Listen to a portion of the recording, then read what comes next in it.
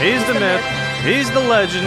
He's the scientist with all the answers and all the questions. It's time for another episode of Alex's Science Corner. Oh, thank you. Thank you. No, please. No, thank you. Alex, what's going on in the wide world of science? Did you miss me last week? Very interesting. Let me get on to the stories. I did a round of applause. A round of applause. Yeah, we did that joke just a couple weeks ago. He wasn't paying attention. So you've got three stories this week. What are we going on? Well, it's two stories and an update. Okay. All right. So story number one is researchers have found one way that bacteria evade antibiotics. People stop taking the antibiotics. No. In this particular case, the bacteria evades antibiotics by going into hibernation when the antibiotics. So it senses it's under attack. It doesn't sense it's under attack. Something about the antibiotic switches that bacteria to hibernate instead of killing the bacteria. And so there are two types of resistances that they know about, and this is the second one that they learned about. The first type is the bacteria does what's doing, it's just the antibiotic doesn't kill the bacteria. But while the antibiotic is in the system, that bacteria will continue to do whatever it's doing. This new type of survival mechanism that some bacteria have developed is they will hibernate. So they're not actually resistant to the antibiotics. They just stop growing and they stop doing stuff while the antibiotic is in the system.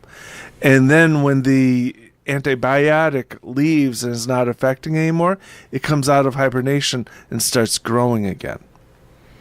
So this is just another mechanism that they have. Some bacteria have developed to survive antibiotics. And again, like I said, it's different than the normal antibiotic resistance in that this bacteria is not active, but it's surviving the antibiotics. Okie dokie. Okay, you're giving me the look of, I don't know a damn thing you've said, but no. Go ahead. Go on to the next story. Okay, I guess that wasn't that interesting. All right. Yeah, it was. Story. I just have a different view on what you're saying. So go ahead. I'm trying to think of whether I really want to go on with that. Anyway, Hayabusa rover. No, you don't. Yeah, I know. Hayabusa rover starts probing the asteroid Ryugu. So the Hayabusa 2 is a Japanese probe that when was did launched. They send this up? Either early this year or late last year. And it had 2 rovers on it. And when did it land? This past week. Okay. This past week. The orbiter, Hayabusa 2 the Hayabusa 2 orbiter is orbiting the asteroid, and it dropped 2 rovers onto this asteroid. Now, the asteroid is in orbit between Earth and Mars, and the rovers have no wheels on them. The way they move around on the asteroid is the gravity is so low and it's so rocky and not pleasant for wheels to move on that terrain. It has a little internal spinning weight, and they spin up the weight and then they suddenly stop it, and that causes the rover to bounce. So it's going to be bouncing across the surface of the asteroid. And whenever it stops, it's going to take pictures and measurements. And then after that, it's going to spin up again and then bounce a little more and bounce across the surface of the asteroid. It must have rubber or something around it to keep it from it's got these being destroyed on the rocks. Yeah, the rover is the size of a toaster. Oh, it's small. It's small, and it's got little arms all around it. So it looks like a sea anemone. Okay. Not as many legs as a sea anemone, but it's got these all these little legs sticking out, and it's bouncing across the surface of the asteroid. And again, it's only toaster sized, and it does not need a lot of thrust, which is one of the reasons why they decided not to bother with wheels, because there's so little gravity. They're trying to nothing is going to have enough traction for the wheels to work, and the ground is too rough. So they figured just having it bounce all over the place would be better. And then I take it the feet then are kind of come to a point so that at least it sinks in for a little bit. No, not really. It's just, just little tiny spindle arms.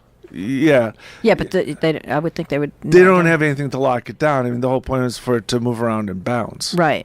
So it's just got to have its hold stable, and then when it's time for it to bounce again, it spins up the little weight, and then it suddenly stops, and then it causes it to bounce. Okay. Mm-hmm. That poor camera. Well, it's designed to take that stress. So. Okay. Leave it to the Japanese. Okay. I mean, they come up with, to me, that's kind of interesting. Well, it's also a little bit different than what the Europeans came up with. They wanted to, when they had the satellite that went to orbit the comet, they had a lander land on it, but the point of that lander was to stick to the comet. So they had an anchor. Unfortunately, the anchor misfired. And so the lander bounced across the surface. They finally got some information from it, but not a lot before that lander did. Right. So I think the Japanese learned from that and could be. Yeah, did something. But they also didn't expect much else. Again, it's very little gravity. It's very easy for things to bounce off of the asteroid, so they want to make it. They take advantage of it. Yeah. Last story is Brian last week was asking about the Parker Solar Probe, and this week they got the first pictures from the Parker Solar Probe. Now it's not of the sun. Right now it's the instrument testing phase, so the pictures they got were of the Milky Way. Now where are they posting them? Is it on NASA? It's going to be on NASA's website. So you can go to NASA's website, look up Parker Solar Probe, and you'll get all the information and the latest pictures. It's supposed to make its first flyby of Venus very soon.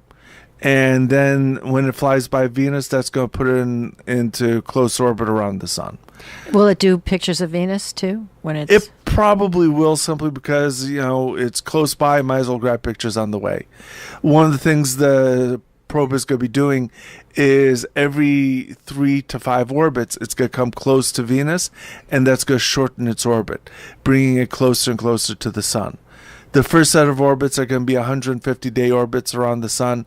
Then it's going to drop to 130, then 110, and until the probe burns up. Commits suicide. Well, it's gonna burn up. Yeah. So. Poor thing. But we'll get some great pictures. Yeah, I mean, not as much. It's going to take more pictures of the sun when it's far away. Other instruments are there for when it's up close, because when it's up close, it's going to have the heat shield pointing at the sun.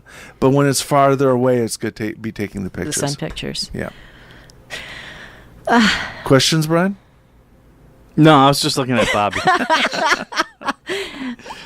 No, I'm good. I'm good. Thank you. Okay. Thank you. Thank you. All right. Any other questions, Bobby?